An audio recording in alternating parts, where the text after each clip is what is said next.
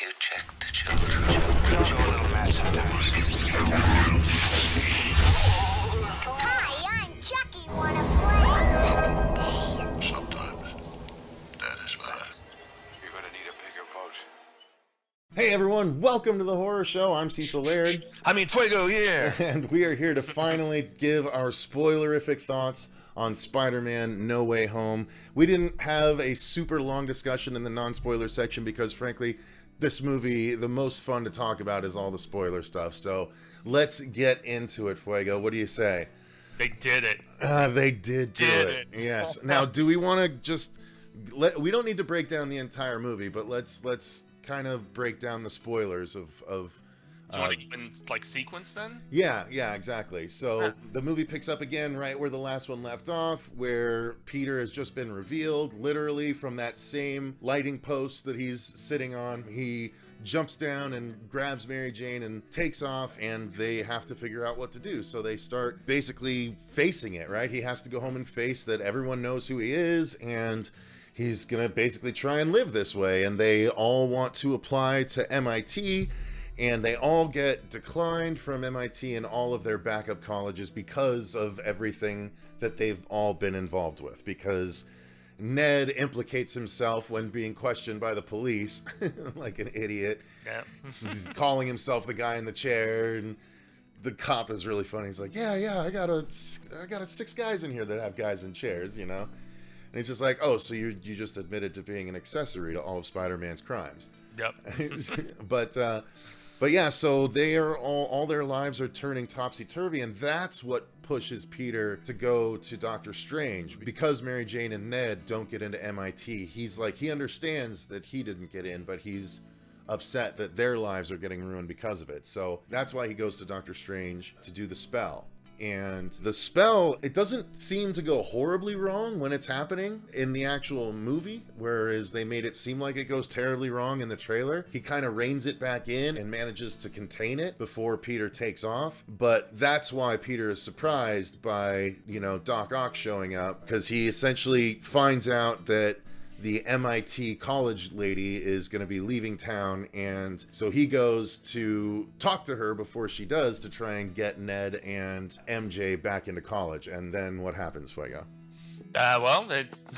We get our first reveal of a villain that has come from a different spider universe, so to speak. And I mean, just to backtrack a tiny bit, okay. I love the fact that we have J.K. Simmons back as J. Jonah Jameson. We didn't mention it in the previous review, and it just occurred to me that he has a significantly larger role than I thought it was going to be more of like a cameo sort of situation, but he is very prevalent within the narrative, and he's great, and he just goes in, just all guns firing right at the beginning of this film, and I thought it was great, very entertaining in that regard. And we also get that the first super Easter egg cameo after all of this has happened, and there's helicopters flying around Harry's apartment, and they go in there living with Happy and all that stuff. But yeah, we get Daredevil from the Netflix series. I was hoping he was going to be in more than just that one scene, but the fact that they have acknowledged that he is still a character within this universe, and I guess Kevin Feige even mentioned recently that they have plans to incorporate him in some fashion, and this was just the teaser about from the theatrical standpoint. Well, if you're up to date on Hawkeye, which I'm not. You can see how Daredevil might play into things in a certain way in Hawkeye. Well, that's exciting too. Because there's a big reveal at the end of the last episode of Hawkeye. Episode 5, right? Yeah. I saw who it was. It's Kingpin, isn't it? Yes, Kingpin is back on Hawkeye. So not only is Kingpin back, Vincent D'Onofrio, but now Charlie Cox's Daredevil is continuity as well. And it looks like they're going to be bringing him into the MCU proper, because whereas he tells Peter that all the charges are going to be dropped against you because, the stuff can't be proven or whatever, but Happy, you're in trouble because Happy is, a higher up in Stark Industries now that Tony's gone. And so he's like, you're going to need a good lawyer. So he's going to obviously be Happy's lawyer, and that'll somehow That's come into the effect in the MCU, right? Yeah, and the part where he caught the brick was just great, dude. I thought that just that whole scene, as brief as it was very satisfying and pretty damn cool. And let me say right now, I guarantee you that Matt Murdock will also appear on the She-Hulk show, because Jennifer Walters is a lawyer in the show, and so they've had a lot of interactions in the comics throughout the years. So I guarantee he'll show up there as well. So thank you for taking me back to that. Yes, I did skim over that, but it reminded me to make a note of something that was revealed. There was a massive reveal in the post-credits, not just the mid-credits, but the post-credits sequence. There was a massive reveal that was implications for all of the MCU stuff that we've gotten. Do you want me to jump right to it? Because I kind of want to. Maybe you should, if it's like fresh in your mind. Because the end credits was just a trailer for Multiverse of Madness. But Fuego, have you watched What If? I haven't watched What If, no. Okay, so that's why you didn't get it. So they show evil Doctor Strange in this teaser for Doctor Strange in the Multiverse of Madness, and it is the evil Doctor Strange that was the crux of one of the episodes of What If, where it ended with him and his whole universe getting destroyed and him just containing himself in a crystal, not knowing where he was going to end up. That is the Doctor Strange that we saw at the end there. It was so freaking exciting. So that means that everything that we saw happen in the What If show is technically canon and referenceable in the live action MCU as well. So that was a clear tie-in. Like, that is so big and of an implication and exciting. Nice. Well, you gotta watch What If. I can't believe you haven't watched it. You watched Hitmonkey before you watched What If? I binged Hitmonkey, dude. It was good, right? I really fell in love with it. Just the tone of it. It was like Archer with more heart is the best way that I could describe it. I was so about it. You gotta watch What If, though, dude. Like, there's literal tie-ins now. You have to. So anyway, let's rewind it now. So we were kind of at the point where Melina finally shows up, and he's like, "Hello, Peter," and he thinks it's his Peter. And so then that's where we get eventually happens. That's where we get the change of Doc Ock's arm. I was under the impression he was going to go like steal Stark materials and upgrade his arms, but no. During that attack, one of Doc Ock's arms like rips off some of Peter's nano suit, and like the nanites go and make that red tentacle. But what is hilarious is immediately what that does is it allows Peter access to take over and control Doc Ock's arms immediately while he's holding him upside down, about to kill him.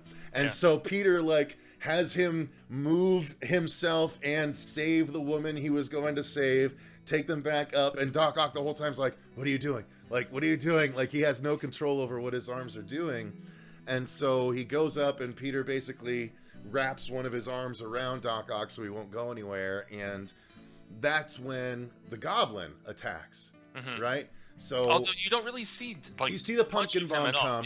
Yeah, so you know that it's there. Right. You see the pumpkin bomb come. Well, you saw him come through the smoke, and then it was just very brief. Yeah, it was very brief, but then as he is rushing Peter, you see one of the magician wormholes overtake him, as well as Doc Ock, and it transports him to Doctor Strange's under prison.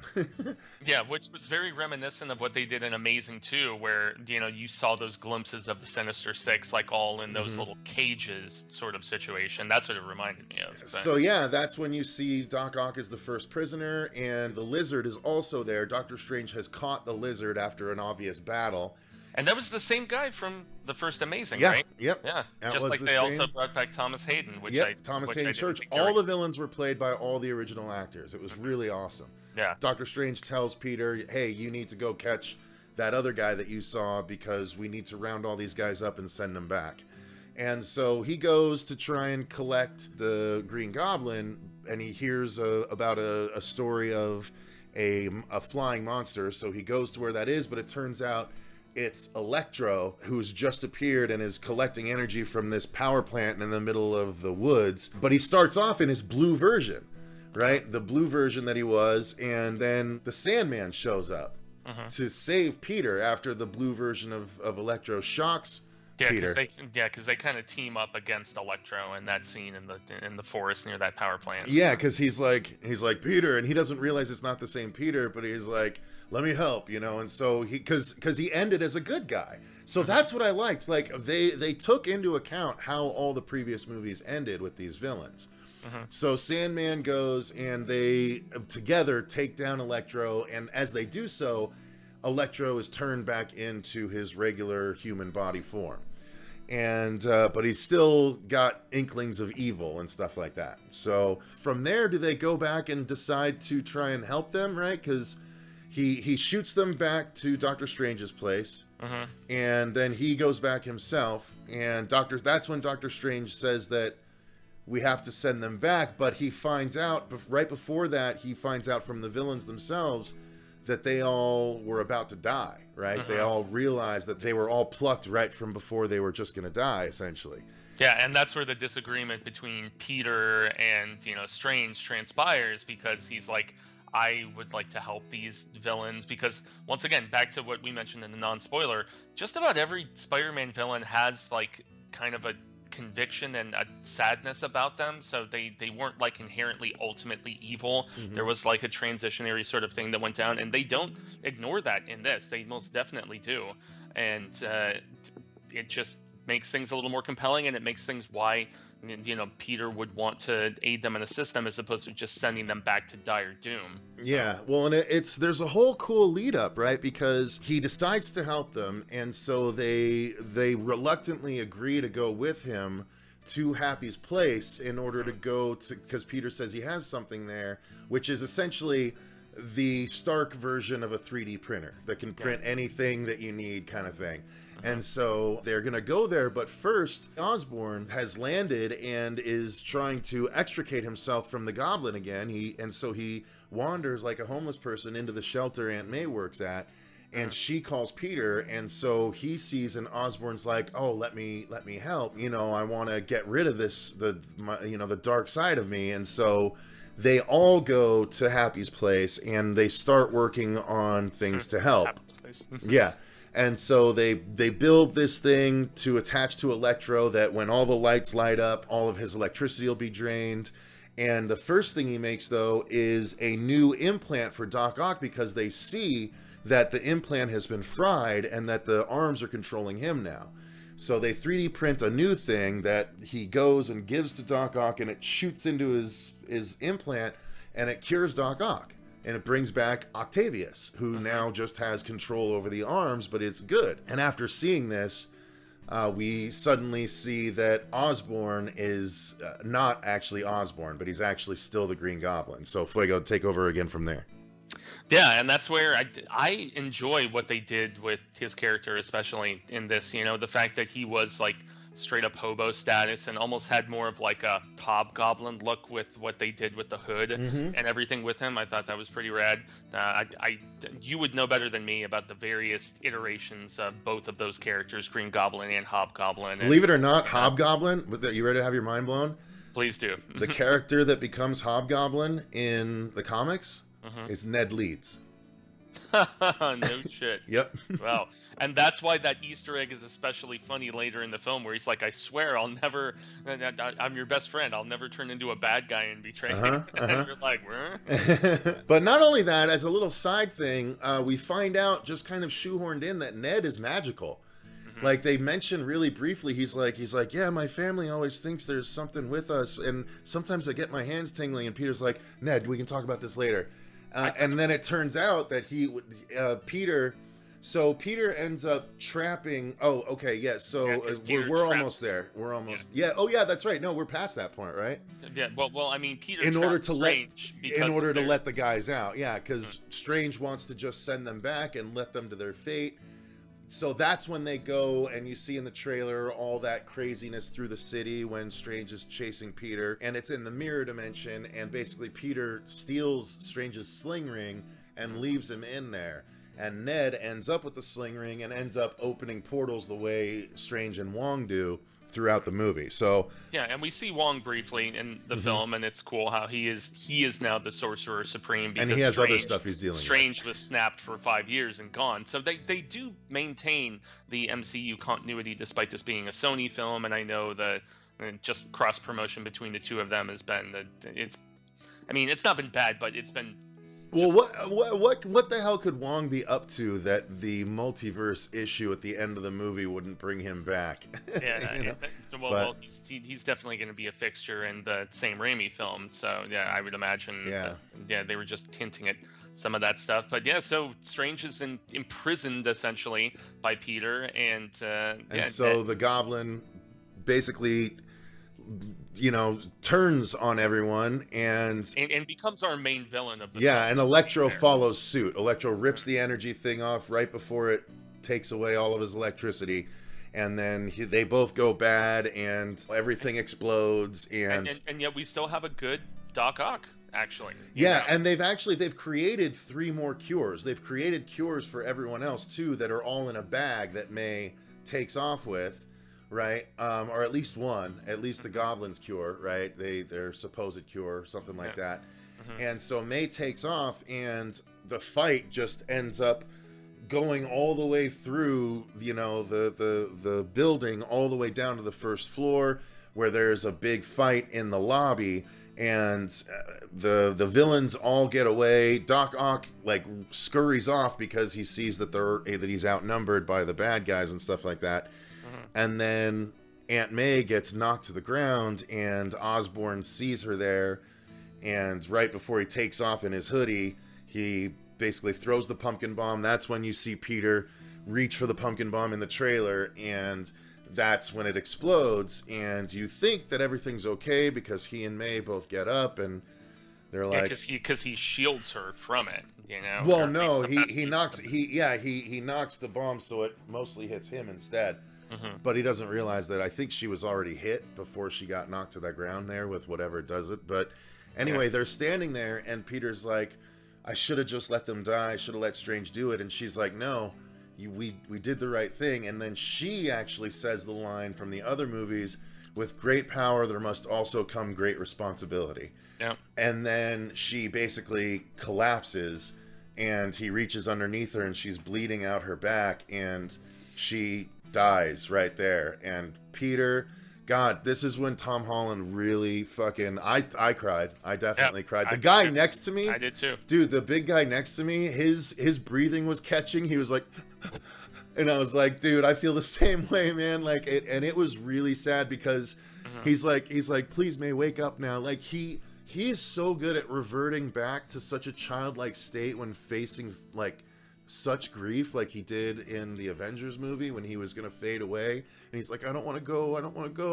It felt so much like that, where he's like, please wake up and talk to me, May. And it was like, oh my God, it was so heart-wrenching. What did you think of that moment? It killed me, man. It really did. And yes, granted, it's kind of the stand-in for the loss of an Uncle Ben, which they didn't do with his particular iteration of the character. It was always just Aunt May as opposed to Ben being there.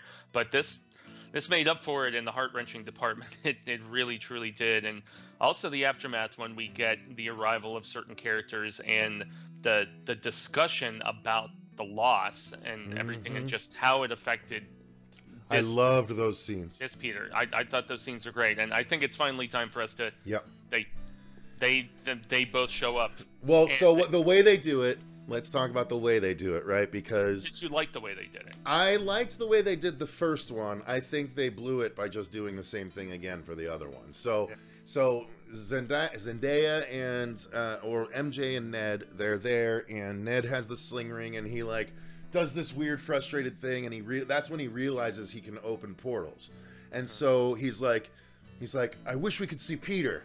And so he does this, and then you see through the portal Spider-Man off in the distance in a dark alley, looking over at the portal, and then he comes through, and I was like, oh, this is a good way to do it. And then it's Andrew Garfield pulls off his mask, and he talks about how he says something where, being Spider-Man, if I wasn't, I'd be selfish or something like that. And then and they're like, well, that wasn't our right Peter, but maybe we can try it again. And he's like, I want to see Peter. And that's when Tobey Maguire steps through, not in his Spider-Man gear, but he's like, I'm Peter Parker. And then he and Andrew Garfield look at each other, and they both like jump to the ceiling and shoot webs at each other. And they're like, oh, okay. And he's like, you are Spider-Man. He's like, yeah, I just don't go around advertising it. So that's how we get these two Peters, the originals. And I gotta say, when the first one came through and took off his mask, the whole audience was clapping and cheering.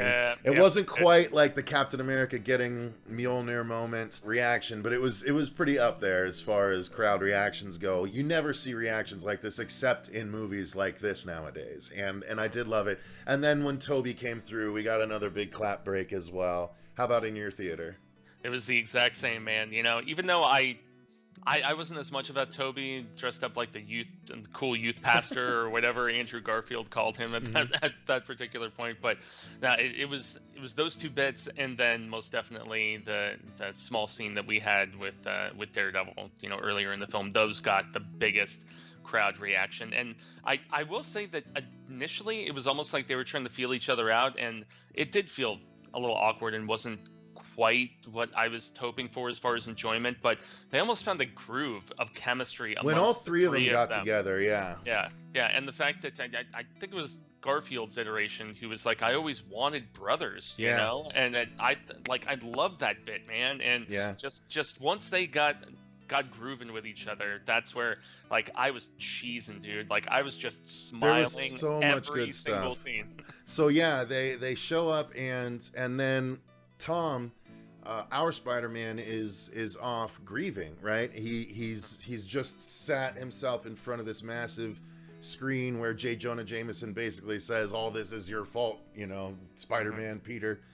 And then MJ and Ned come down onto the roof where he is, and they both come up and give him a nice hug. Like, there was so many well-earned emotional beats in this film, even just them coming up from behind and hugging him while he sits there. How many times have you experienced something like that, just having to hug someone that's there upset about something in your life, and you don't say anything, you just go and you hug them? And it was so well done. And then they're like, there's some people here for you, and it's really I loved this moment. And by the way, there was another obvious moment that's going to show up in the trailers. They just couldn't put it in the trailers yet, when all three Spider-Men land on that one little water silo. I was like, oh, that's the trailer shot they didn't get to use. yeah, man. When I was in the theater, I legitimately went like that. I was like, yeah, that's the money shot right there. Yeah. You know, all three of them. But anyway, this first moment when he first looks up and he sees the water tower with one like leaning on the side and the other standing on top of it in silhouette, I thought that was a really striking shot. I love that. And then they kind of both jump down. Andrew is still in his spider suit and Peter's dressed as the youth pastor, but they're there. And, Andrew even starts off saying, we know how you feel. And he's like, no, don't, and Tom like cuts him off and like talks about how he's angry about it. And then was it Andrew that talked about, or no, it was Tobey that talked about being angry as well. He's like, my Uncle Ben was killed and I was so angry and I thought I found the guy responsible and he died and it didn't help anything. And he talks about what he lost. He's like, but I don't know if he brought up Aunt May or whatever, but I've lost so much or whatever. And then that's when Andrew Garfield steps in. And honest to God, dude, Andrew Garfield was almost the emotional core of the movie besides Tom Holland. He had like no less than at least 2, possibly 3 different scenes where he made me like hit me hard in the feels. This being the first one where he talks about Gwen and he's like, I lost my Gwen. I couldn't save her. I know what you're going through. And that's where the scene with him saving Zendaya was so important. Well, we'll get there. We'll get there. Yeah. So I felt like he actually had a little bit more of a chance to shine than even Tobey did, because he was the one who was supposed to get a third film, and then based on the critic reactions to Amazing 2, and Amazing 2, in my opinion, after all my rewatching, it's the weakest Spider-Man film that's ever been made, unfortunately. But he was still good in it. Yeah. I thought that he was a little bit more of a darker, less goofy Spider-Man than Tobey was, and so I I really enjoyed seeing him return more than I was even anticipating. I did too. Like, he really killed it for me. So yeah, they have that moment, and then we progress where they're all going to the lab now to make the cures for all the villains, because they all agree that they need to save the villains rather than letting them go back and die. And so when they're all, that scene when they're all working together with MJ and Ned, because at one point someone's like, MJ? And she's like, Michelle whatever Johnson or something like that. And he's just like, oh, okay. Yeah, when they're in the lab together, and like Andrew, like at one point, like had to like stop himself because Toby got in his way. Like there was just, the blocking of the scene was hilarious. That's when they start really bonding, and I really love that. And actually that's when Andrew Garfield and Ned have a moment where he's like, do you have a best friend on your planet or on your universe? And he's just like, I did, but he turned against me and ended up dying. And so later in the scene, that's what I think you were alluding to, where he tells Peter, he's like, I'll never turn on you and try and kill you. But yeah, I love that whole scene, man. That whole interplay, all of them working together, it felt so genuine. And then the next time, like, basically they all agree to set up this trap for the villains at the Statue of Liberty. So that's where they all go to next. And again, I was so surprised and pleased by the fact that they gave these guys room to breathe in scenes. They didn't rush to the thing. Like, when they all had everything set up, we got a few minutes of again, Toby and Andrew talking back and forth, with Tom kind of off listening and sometimes chiming in.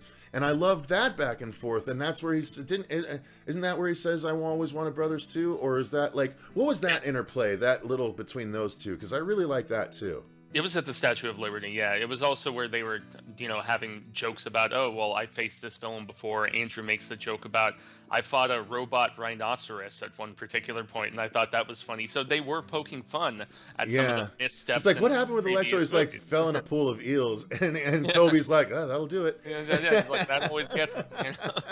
And that sort of self-awareness was also where they can, even with the villain redesigns, because we don't get the same look for Electro and for Green Goblin. You have references to it, as you said, where you see a blue Jamie Foxx briefly in the distance, and you see that old Green Goblin mask. And rewatching that first Spider-Man film, I don't hate that Goblin mask as much as I did before. I don't know. I feel like that film has really aged a lot better than I remembered. I thought the hoodie look was good, but I still think they missed an opportunity to just do good makeup on Willem Dafoe and make him a goblin.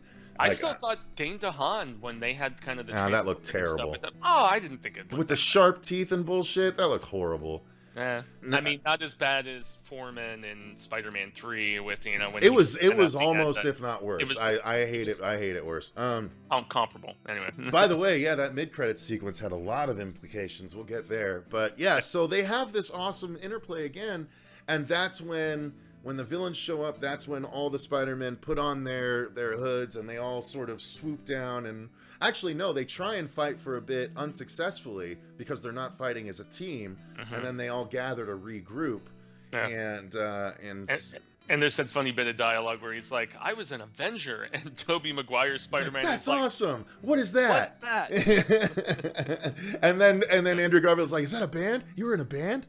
Yeah. Those were legitimately my favorite scenes in the entire movie. Agreed. All three of them. The interplay between the three of them in the third act was what made the movie for me, and I just could not stop smiling. I just loved it so much. Agreed. And then so after Andrew tells the story of Gwen earlier in the movie, right? All this stuff happens, and they start to take out the villains, and they actually do. They manage to take them all out. Or cure them, right? They cure the Lizard, they cure Electro, they cure Sandman.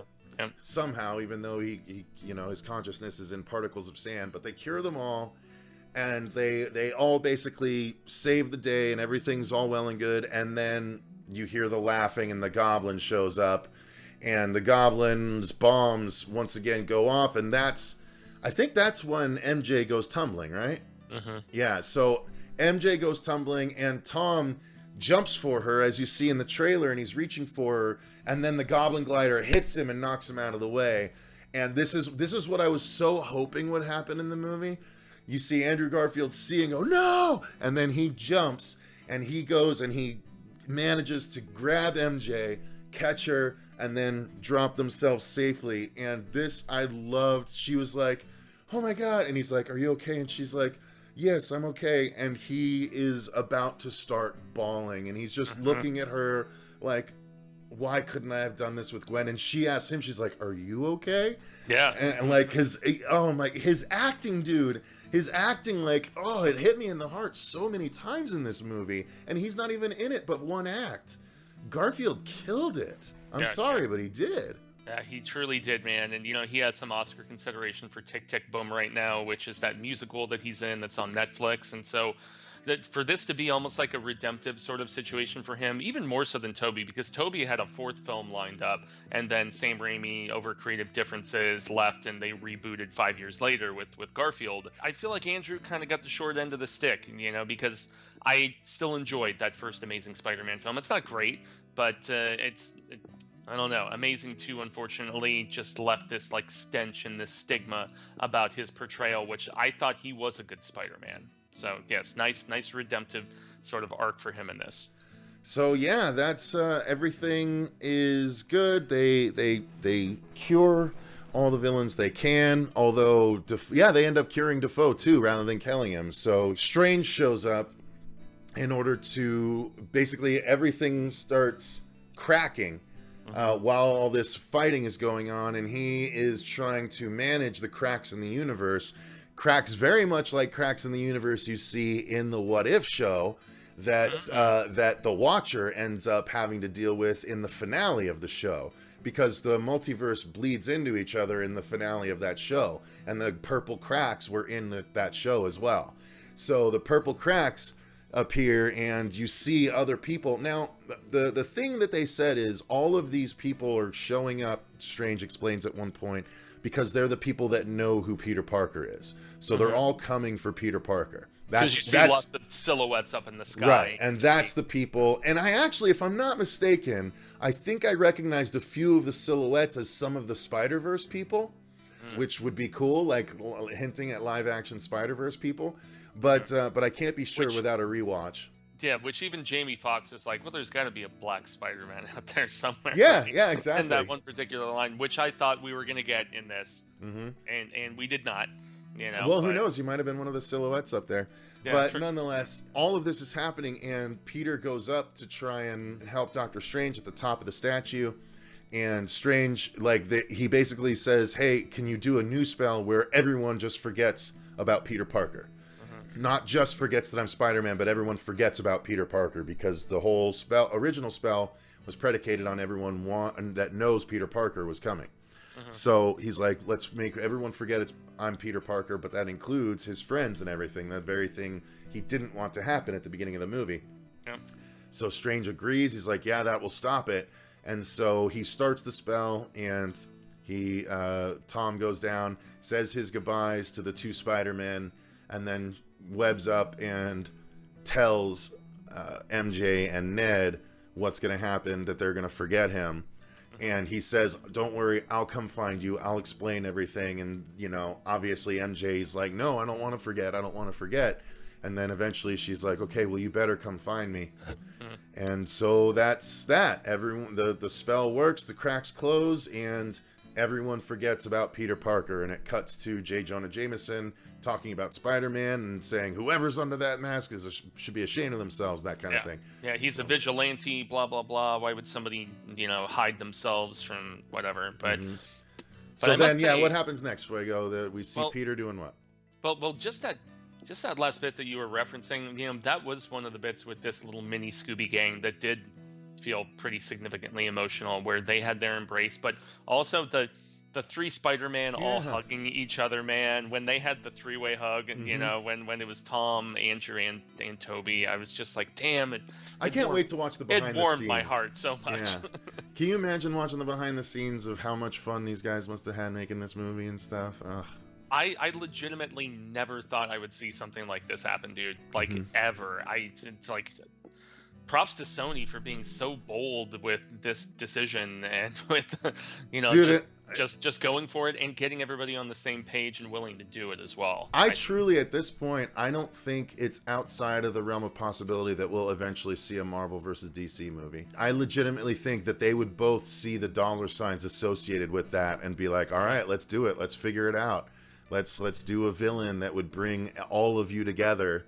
And let's go for it. I don't think that's outside the realm of possibility now within another 10, 20 years. You know what I mean? Yeah, the power of the almighty dollar. I mean, they did it in comics before, so what's stopping them from doing it in a visual sort of situation? But yeah, it's a very bittersweet ending in the fact that, the memories of his two favorite people, he's lost one of his favorite people in the fact that Aunt May is dead, and then his two best friends are just completely just incognito. They have no idea who he is anymore, and he has that little scene where he goes in at Christmas, and it's very befitting they release this at Christmas, right? When he goes into MJ's coffee shop and Ned is in there, and they're both going to MIT, and they're talking about, hey, we're the MIT engineers, and so on. And yes, kind of cliched. We've seen these sort of story beats before, but I felt like it was very effectively put together, and that's a credit to. I mean, Ned doesn't really say much in that particular scene, but MJ and him, and just the look and maybe there's a glimmer of recollection, but it's enshrouded. I thought that scene was really effective, man. It was good. It was really good. And the fact that Tom is like, okay, I agreed to do this for a reason, and it's for the whole, with great power comes great responsibility, and you have to serve the greater good, even if it's, at the detriment of yourself at times. And so this is probably my favorite performance for him. He leaves. Yeah. He just leaves the thing without telling them what's going on, because he sees that their life is going better without him in it right now. Yeah, he's got the pre-prepared speech and everything that he was reading as he was walking up to her coffee shop, and he just kind of, deer in headlights, freezes and isn't really sure what to say because he's still captivated by her beauty and all that. So, yeah, it was very bittersweet, but just very solid and just pulling on those heartstrings. So. So that's the end of the movie proper, which leads us to the mid-credit sequence. We already talked about the post-credit sequence. That was basically the trailer for Doctor Strange in the Multiverse of Madness. The biggest thing, which was the evil Doctor Strange from the What If show, presumably. Now, the mid-credit sequence, I was very excited to see what I saw on a couple of different reasons. So first, we go into a bar, and we see Tom Hardy Venom getting drunk, talking about getting information from the bartender about all the superheroes that populate this particular universe. And he's like, well, maybe we should go introduce ourselves to Spider-Man in New York. And he stands up, and then he basically makes a glimmer, turns the bright light and disappears, presumably back to his universe, the way the other villains were sent back to their universe. So they're trying to say that he was brought over, the post-credit scene of Venom when he popped over to our world, that was through this crack that happened at the beginning of this movie. The problem with that is that he has no idea who Peter Parker is. So if only people that were drawn to Peter Parker, that knew who Peter Parker was, were the ones that came through the crack, why did he come through the crack? Good call. So the fact that he went back and obeyed the same magical rules as the other villains, he went back presumably at the same time as them, doesn't make sense because he doesn't know who Peter Parker is. So yeah, if it had been like Topher Grace, for instance, that would have made more sense. Significantly more sense. Right. Yeah. Now, maybe here. Unless I have a workaround. Unless we're no, I have a workaround. So they just did something brand new in the brand new Venom series that's only on issue number 2 right now in the comics, where he has a cosmic awareness because he defeated Null, and Eddie is now the king of all symbiotes, and he's able to communicate with any symbiote in any universe and across time, apparently. So if that sort of connection is possible with symbiotes, then technically the symbiote could know what the Topher Grace symbiote knew, and that could be why he was pulled over. That's the greatest way I could explain it. I Now, mean, the fact that he was in this makes me think that they are most definitely going to incorporate him. no, they sent him back to the Sony universe. No, that's why at the very end there was a little bit of the symbiote left over. So now they can do their own Venom in the MCU, which means we can actually get the MCU's version of Carnage too done right, hopefully. So now we're going to have a whole new Venom story. I don't know if it'll eventually end up on Eddie Brock, but it happened at the end of a Spider-Man movie. So now maybe they're going to do the Spider-Man becoming Venom thing with Tom Holland, and then we'll get the Eddie Brock from the MCU, version. Like, I'm really excited about that we're getting a Venom mulligan in the MCU now, because that's the way I took that scene.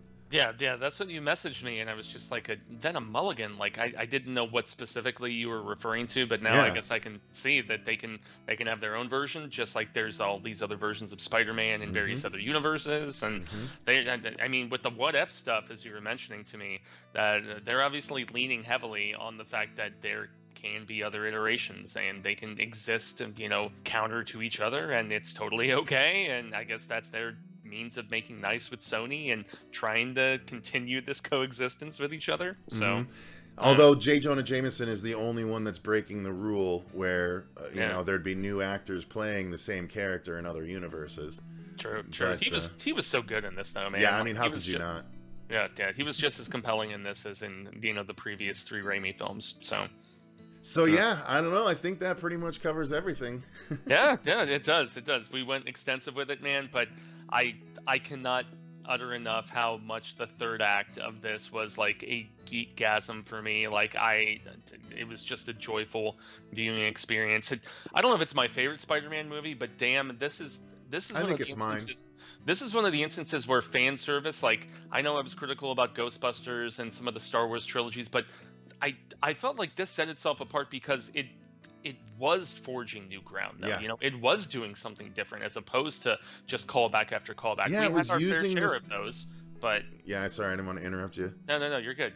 But it had its fair share of callbacks and Easter eggs and whatever. But it felt very much like the Avengers of Spider-Man, as a lot of people advertise it as, and dude, it lived up to it. It truly did. I really, really like this movie.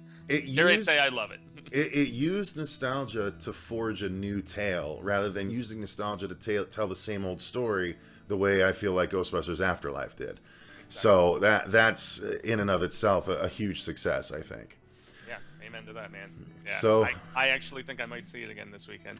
I might too. I can see it again tomorrow at noon if I want, but in the Dolby screen, And I saw it in 3D and it felt very dark, so I kind of would like to see it in bright lights and stuff. And yet I saw it in the Dolby myself, man, and there wasn't as much seat rumbling and all that coolness as I was anticipating. The sound, like the panning and everything, is unparalleled with the Dolby, even beyond IMAX a lot of the time. But I was just expecting a little bit more of that interactive, like right in my seat, like when we saw Alita. But that's no detriment to the film. Yeah, damn, what an awesome viewing experience. So why don't you guys let us know what you think in the comments down below. What are your thoughts on all the spoilers? I'd love to know y'all's opinion. Did they work for you, or did it feel too overstuffed, or did it feel too pandering to the nostalgia? I'd love to know all your thoughts in those comments down below. Thank you to all of our patrons for supporting the channel the way that you do. The link to our Patreon is in the description box if you want to tell us movies to review and other good stuff like that. Thank you guys so much for watching. I've been Cecil Laird. And gracias a Benjamin Fuego. And remember, stay scared.